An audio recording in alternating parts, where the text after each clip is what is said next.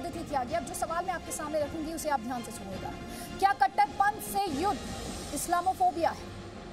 जो कट्टरपंथी दरअसल इस्लाम के खिलाफ दुष्प्रचार कर रहे हैं, उनके खिलाफ युद्ध की बात करना क्या इस्लाम के खिलाफ हो सकता है? जो पाकिस्तान और टर्की खुद अल्पसंख्यकों के खिलाफ अत्याचारों से पूरी दुनिया में इस्लामोफोबिया फैला रहे हैं, अल्पसंख्यक और अल्पसंख्यक पहचान को लेकर जिस पाकिस्तान और टर्की के रिकॉर्ड्स काले पन्नों पर, वो अब कट्टरपंथ के लिए दुनिया को धर्म युद्ध की ओर धकेलने की कोशिश कर रहे हैं। टर्की के राष्ट्रपति अर्दोआन ने कहा कि मैक्रों को, फ्रेंच राष्ट्रपति इमैनुअल मैक्रों को मुस्लिम और इस्लाम से क्या परेशानी है। इमरान खान वहीं ये कहते हैं कि फ्रांस मुसलमानों को भड़काने की कोशिश कर रहा है, उन्हें लेकर एक खौफ पैदा करने की कोशिश की जा रही है। और इसीलिए आज दुनिया के सामने जो सवाल और जनता का भी जो सवाल, वही ताल ठोक के स्पेशल एडिशन का सवाल कि कट्टरपंथ से युद्ध इस्लामोफोबिया कैसे हो सकता है। और हम ये भी कह रहे हैं कि अब की बार इस्लामिक कट्टरता पर क्या विश्व युद्ध नहीं होना चाहिए? फ्रांस मॉडल से टर्की और पाकिस्तान इतना ज्यादा डर क्यों गए हैं? मजहबी कट्टरता के खिलाफ अभियान चलाना, आप खुद सोचिए, आप किसी भी धर्म के हो सकते हैं, मजहबी कट्टरता के खिलाफ अभियान चलाना गुनाह हो सकता है क्या? ये वो सवाल जो हम उठाएंगे। आपको बता देती हूँ कई खास मेहमान इस वक्त हमारे साथ हैं। हमारे साथ यूपी सरकार में मंत्री मोहसिन रजा जी हैं। बीजेपी का पक्ष रखने के लिए प्रेम शुक्ला जी को आप अपने स्क्रीन पर देख पा रहे हैं। तहसीन पूनावाला, पॉलिटिकल एनालिस्ट, राजनीतिक विश्लेषक हमारे साथ वाइल अववाद हैं, सीनियर जर्नलिस्ट हैं, विदेश मामलों के जानकार हैं। और हमारे साथ अतहर हुसैन हैं जो कि स्पोक्स पर्सन है इंडो इस्लामिक कल्चरल फाउंडेशन के। आप सभी का बहुत बहुत स्वागत है। लेकिन मेरा पहला सवाल तारिक फतेह आपसे है, और सवाल मैं दिखाऊं उससे पहले एक डिस्क्लेमर, एक बहुत जरूरी जानकारी आपके सामने रखना बहुत जरूरी है। हमारे शो के मेहमानों की राय आपको स्पष्ट कर दे जी न्यूज यहाँ पर, हमारे शो के मेहमानों की राय उनकी निजी राय होती है। चैनल पर की गई उनकी किसी टिप्पणी का जी न्यूज चैनल समर्थन नहीं करता है। So let's this be very very clear. और मैं अपील करूंगी सारे मेहमानों से कि मर्यादित भाषा का इस्तेमाल करें और ऐसी कोई बात ना कहें जिससे किसी को किसी तरह की ठेस पहुंचे।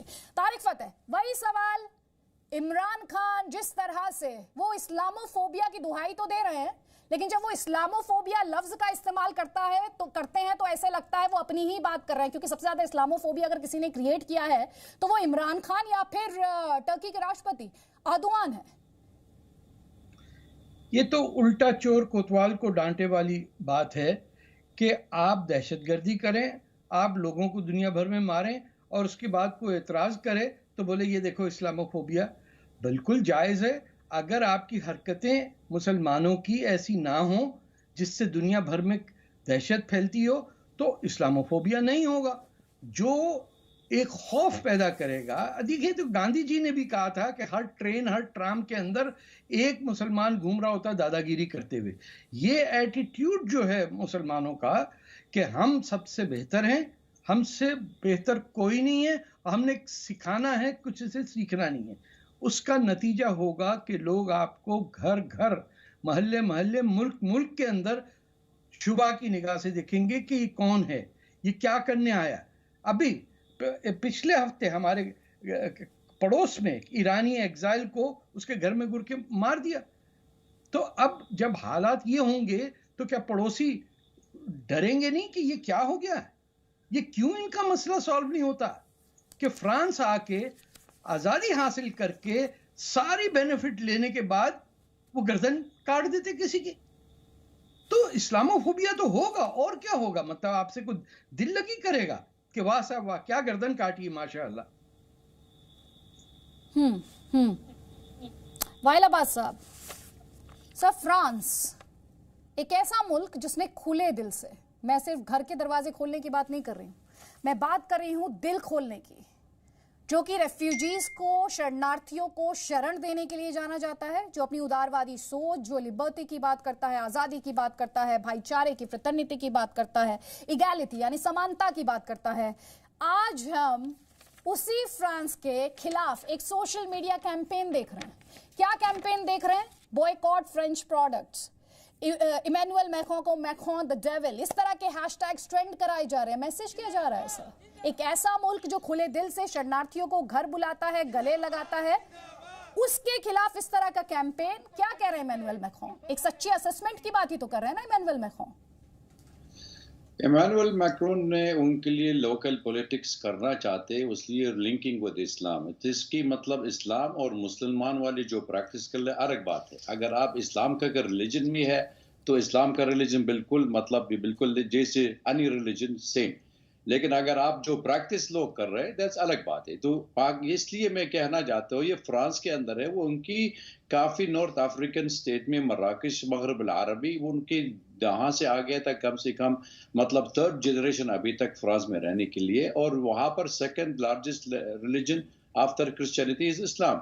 लेकिन वो लोग बिल्कुल दे डोंट एडमिट, ये उनकी गलती है। गलती एक चीज है, जब तक उनकी टेररिस्ट भी है उनकी देश के अंदर, मतलब ये लोग जो आ गया था बाहर नहीं आया, वो देश के अंदर उनकी नेशनलिटी भी है, ये उनकी है सब टेररिस्ट में। जब तक उन्होंने कल्चरल टेररिज्म कल्चर और जिहादिस्ट कल्चर अफगानिस्तान भेज दिया in 1979 to तबल यूएसएसआर, उन्होंने कोई लोग बात नहीं किया था अभी तक। जब तक 2011 अरब स्प्रिंग भी आ गया हमारे देश सीरिया के लिए और इराक के अंदर पूरा तुर्की दरवाजा खोल दिया था, ये टेररिस्ट आ गया था। 12,000 वाले लोग हमारे देश से आया था, missionaries from Europe with blue eyes. ये लोग कहां से आया, ये उनके मालूम भी नहीं है उनके टेररिस्ट है। लेकिन जब तक हमारे देश में भेज सकते वो कह रहे दीज आर रेबल्स, जब तक उनके देश में काम करते it is they are terrorist. Any kind of terrorist activity ये बिल्कुल कंडेमेबल, और जो काम किया था बिल्कुल कंडेम हो गया था। हमको शार्ली एब्दो के दिन में 5 साल पहले हमको एम्बेसडर का एम्बेसी हम लोग गया था, कंडोलेंस भी दे दिया था। It is against humanity. लेकिन आप अगर प्रैक्टिस कर रहे हो अलग बात है। आप तकफीरी वाली ग्लोब अलाउ कर दिया था अंदर, ये जैसे आपके लिए सऊदी अरेबिया वाले के वहाबिज्म वहां पर काफी उनके सपोर्ट कर, काफी मस्जिद भी खोल दिया था, पैसा भी दे दिया था, आप आंख बंद कर दिया था। जब तक कोई गलत काम कर रहे हैं आप कह रहे इट इज रॉन्ग इस्लाम।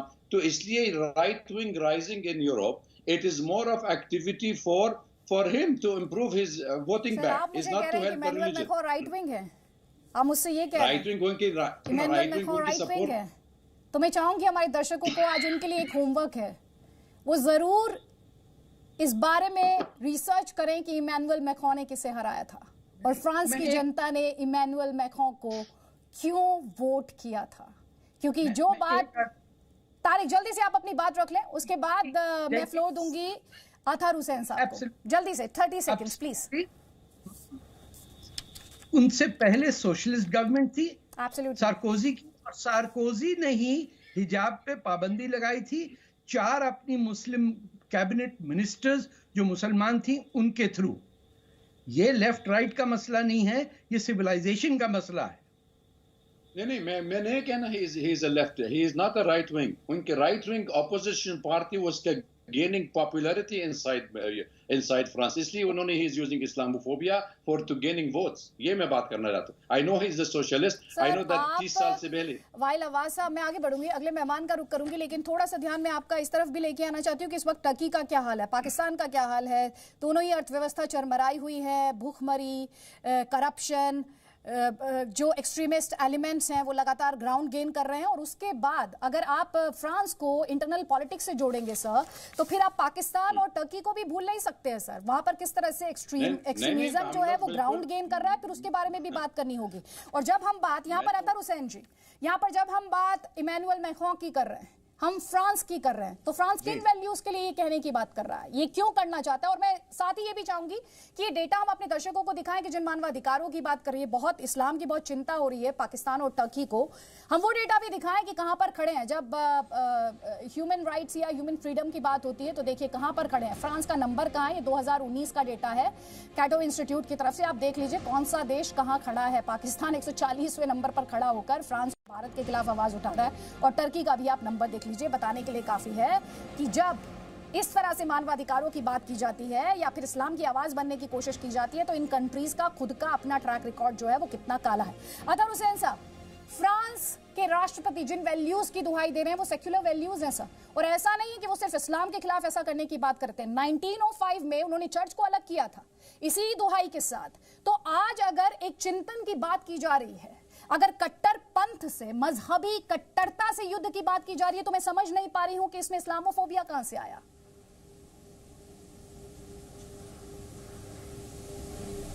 हाँ देखिए, इस्लामोफोबिया जो वर्ड है वो अपने आप में, क्योंकि अंग्रेजी लफ्ज है तो उसके मायने भी पहले अंग्रेजी में समझने होंगे। तो उसके मायने हैं एग्जैजरेशन ऑफ इनएक्सप्लिकेबल फियर, मतलब वो फियर जिसको बताया ना जा सकता हो, वो डर, और जिसको एग्जैजरेट करा जाए। तो ये इशू को हम दूसरी तरह से समझ सकते हैं, जैसे हमारे अभी को पैनलिस्ट ने पहले जिक्र किया कि ये बात सिविलाइजेशन की है, और आपने और एक और पैनलिस्ट ने, जब राइट विंग के डेफिनेशन के पर डिबेट हो रहा है तो वो आइडियोलॉजी की बात है।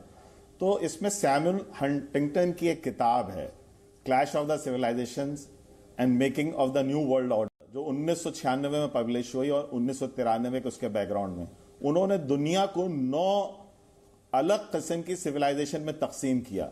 मैं उन पे सवाल नहीं उठा रहा हूं, पर उसमें सबसे जो एक अटपटी बात है हम हिंदुस्तानियों के लिए, उन्होंने सिर्फ हिंदू मजहब को, इस्लाम को जो कि इस साउथ एशिया का डोमिनेंट मजहब है, और बुद्धिज्म को जो यहां का मजहब है, सिर्फ इन 3 मजहबों को सिविलाइजेशन के साथ जोड़ा, बाकी और जगहों को उनकी ज्योग्राफी के साथ। उन्होंने वेस्टर्न सिविलाइजेशन बताया उसी किताब में, उन्होंने साउथ अमेरिकन सिविलाइजेशन बताया, अफ्रीकन सिविलाइजेशन बताया, सिनिक बताया, जापानीज बताया, पर मजहब को उन्होंने सिर्फ साउथ एशिया।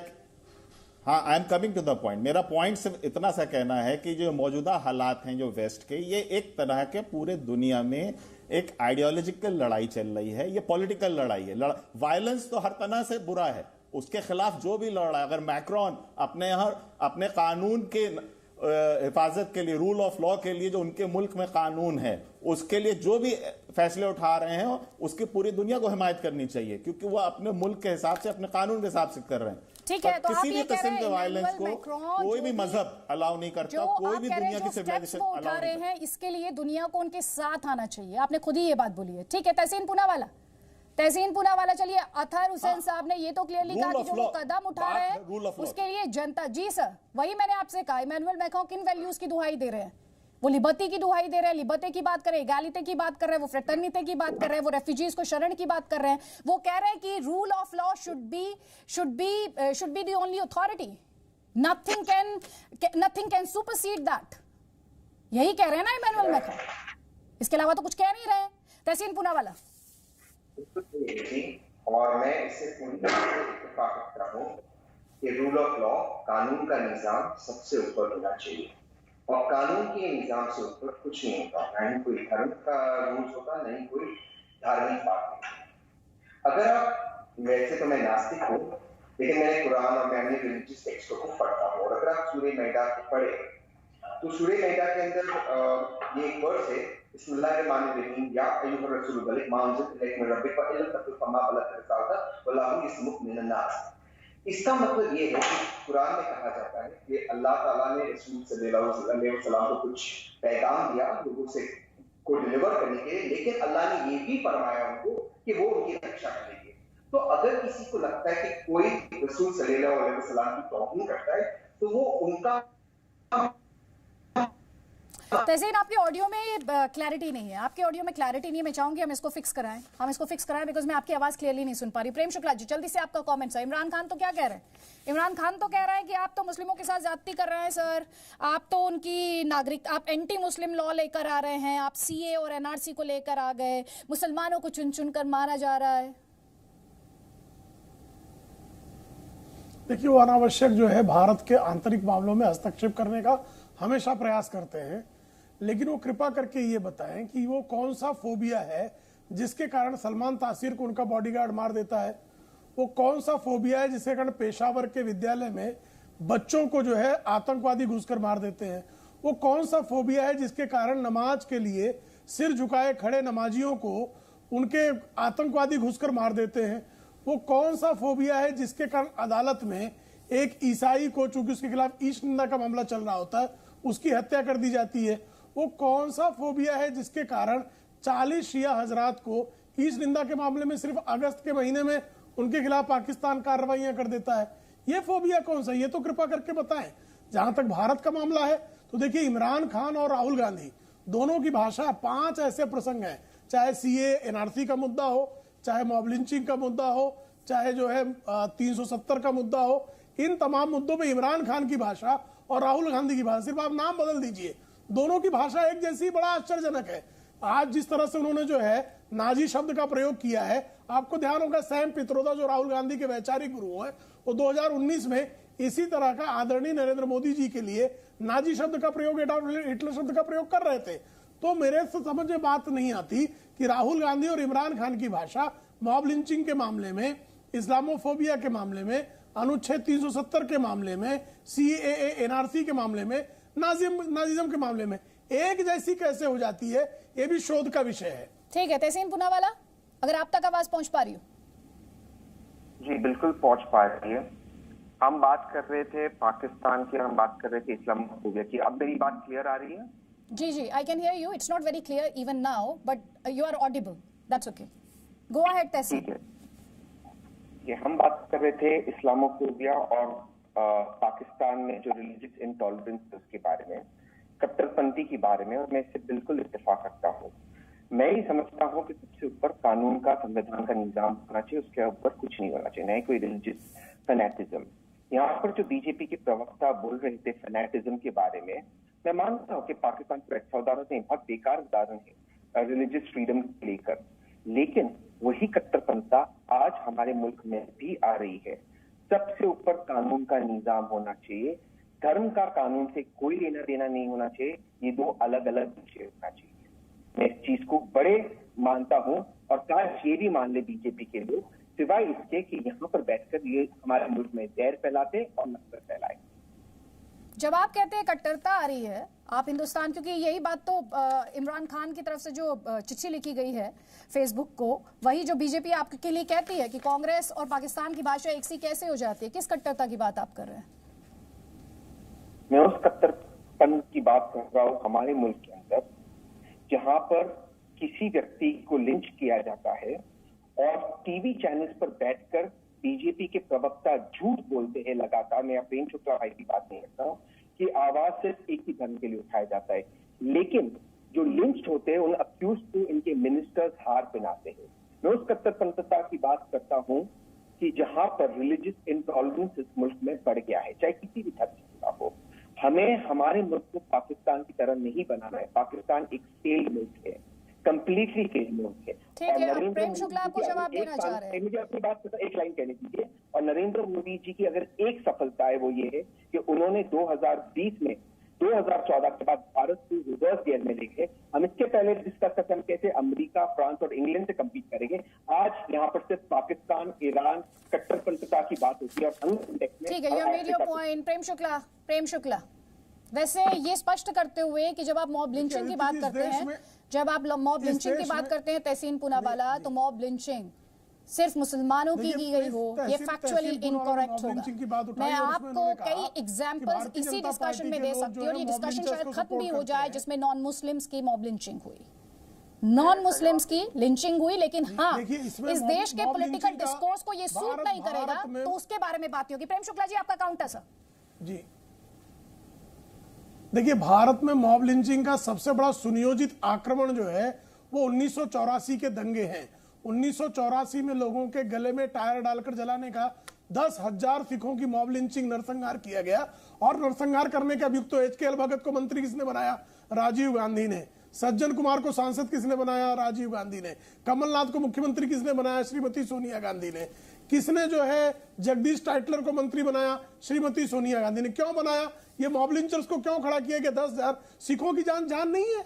धर्म देखकर आप किसी की जान की कीमत लगाएंगे? ये सिख है, मार दिए गए, और उसके बाद आप कहेंगे कि जो सिखों की, हिंदुओं की, मुसलमानों की, सबका धर्म पूछकर जो है उसके आधार पर तय करेंगे मॉब लिंचिंग। ठीक है, तारिक फतेह। लेकिन बड़ा आसान काम है इस्लामोफोबिया खत्म करने का। अपनी हरकतें ठीक कर ले हम मुसलमान, इस्लामोफोबिया खत्म हो जाएगा। मुझे आप बताइए, किसी धर्म के लोग पेरिस या दिल्ली की सड़कों पे ट्रैफिक जैम लगा सकते हैं? किसी का सुना है आपने कि बुद्ध लोग जमा हुए और आइसलैंड के अंदर उन्होंने शहर बंद कर दिया क्योंकि नमाज पढ़ने दिन के बीच में? ये दादागिरी जो है, जिसका जिक्र गांधी जी ने किया था कि ट्रेनों में घूमते हैं मुसलमान, 1930-20 की बात की थी उन्होंने, ये तो खत्म करें। ये जहनी सोच जो है, मैं तो मुसलमान हूं, मुझे पता है कि ये सुप्रेमेसिस्ट आइडिया कि सारा जहां हमारा, चीनो अरब हमारा, हिंदुस्तान हमारा, ये वाला इकबाल आप लोग भूल जाते हैं। आप सबसे अच्छा हिंदुस्तान हमारा वो याद रखते हैं, लेकिन this is crept into the soul and cellular level of the current middle class Muslim कि we are the top brand and बाकी सब ये काफिर हैं और इनको खत्म करना हमारी जिम्मेदारी है। आप मुझे बताइए कि 18 साल का बच्चा गर्दन काटते टीचर का, अरे पूरी दुनिया को खड़ा हो जाना चाहिए था। Why is it just a French matter? Important point है अतार हुसैन, बहुत इंपॉर्टेंट पॉइंट है, बहुत इंपॉर्टेंट। हम तो लगातार वर्ल्ड वॉर की बात कर रहे हैं मजहबी कट्टरता के खिलाफ। क्यों पूरी दुनिया एक साथ एक सुर में क्यों नहीं बोली? क्यों हम देख रहे हैं कि फ्रेंच प्रोडक्ट्स को बॉयकॉट कर देंगे? हालांकि फ्रांस झुकने के मूड में नहीं है, चाहे टर्की हो, टर्की को करारा जवाब दिया है, और ये जो बॉयकॉट के कॉल्स हैं इस पर भी फ्रांस साफ साफ ये कह रहा है they will not back down.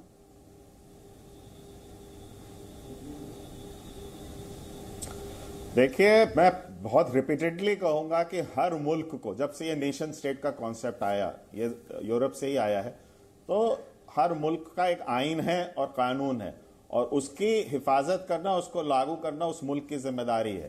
पर अगर हम इसकी आड़ में जो इस वक्त दुनिया में पॉलिटिकल एक जद्दोजहद चल रही है, झगड़े चल रहे हैं, हम एक खास रुझान की तरफ लेके जाएं, उसको एक टारगेटेड वो करें, तो गलत है। और जहां तक सोशल मीडिया की बात है, और सोशल मीडिया पे जो ये कैंपेन चल रहा है, तो वो बात मैं फिर से दोहराऊंगा कि सोशल मीडिया का जो बिजनेस मॉडल है वो बहस को जनरेट करना, और बहस में झूठ, बहस में डर, और बहस में जब तक गुस्सा नहीं होगा तो सोशल मीडिया प्लेटफॉर्म्स कमाई नहीं करेंगे। तो सोशल मीडिया प्लेटफॉर्म्स पे भी इस वक्त सवाल है कि उस पे वो कहीं ना कहीं एक उसको स्टॉप करें, उसको रोकें, उस पे कोशिश करें कि इस तरह के कैंपेन्स ना सफल हों। पर रहा सवाल वायलेंस, पूरी दुनिया में कंडेमनेबल, और बहुत से इंसिडेंट्स हैं कि जहां पे वायलेंस पोल पोट ने कंबोडिया में किया, तो वो कौन सा वायलेंस था? हुटूज और टूटसीज रवांडा में आपको वापस 48 घंटे में 1/3 आबादी को खत्म। सर, वायलेंस इस कॉन्टेक्स्ट में जो बात हो रही है, आतंकी हमलों के कॉन्टेक्स्ट में इमैनुअल मैक्रों बात कर रहा है, सफरर कौन है, विक्टिम कौन है? और यहां पर जब ये डिबेट चल रही है, जब ये डिस्कशन चल रहा है, I mean in the world, तब विक्टिम कौन प्ले कर रहा है? क्या विक्टिम ही विक्टिम है? मतलब जो विक्टिम प्ले कर रहा है, क्या वो सही मायने में विक्टिम है? ये सवाल भी उठना चाहिए। तारिक फतेह, इस्लामिक वर्ल्ड के बारे में थोड़ा सा बात करना चाहती हूँ संक्षेप में, अगर आप 50 सेकंड्स में इसका जवाब दे पाएं।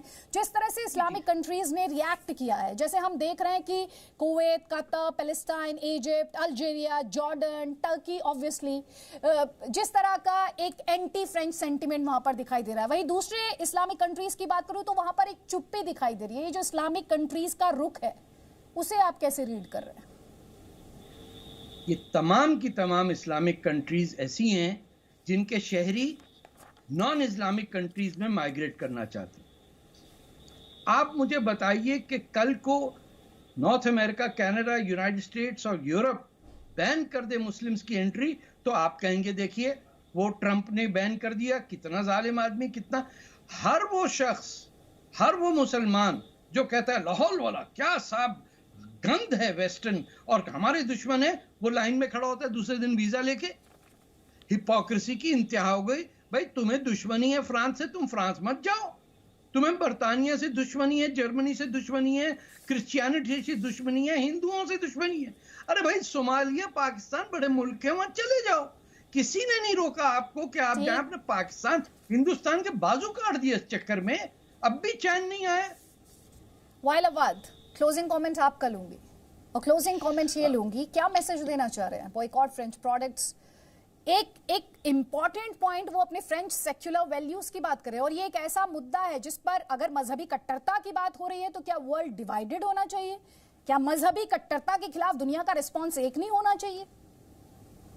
आदित्य, एक ही चीज होना चाहिए, we have to differentiate between religion and the practice of religion. ये मैं कहना चाहते हो, जो फ्रांस में विक्टिम ऑफ टेररिज्म, यस सबसे बड़ी वाली देश में यूरोप के अंदर है, वो फ्रांस में विक्टिम ऑफ टेररिज्म।